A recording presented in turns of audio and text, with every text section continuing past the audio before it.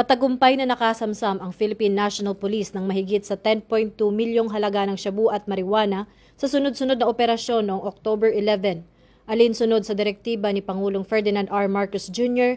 na paigtingin ang kampanya laban sa ilegal na droga. Pinangunahan ang pagkakasamsam ng 6.8 milyong halaga ng shabu mula sa isang high-value individual sa isang buy-bust operation sa Tubigon, Bohol.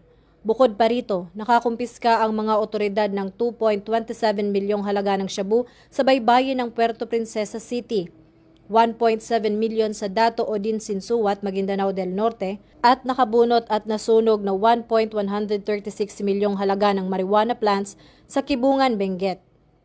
Pinuri ni Acting Chief PNP Police Lieutenant General Jose Melencio C. Nartates Jr. ang mga pulisya sa kanilang dedikasyon at pakikipagtulungan sa Philippine Drug Enforcement Agency at tiniyak ang patuloy na pagpapatupad ng Enhanced Managing Police Operations. Ang operasyon ay nagpapakita ng matatag na paninindigan ng PNP na lipulin ang iligal na droga at itaguyod ang bagong PNP para sa bagong Pilipinas, serbisyong mabilis, tapat at nararamdaman. Patuloy na target ng PNP ang high-value street-level drug personalities upang mapanatiling ligtas at malaya sa droga ang mga komunidad.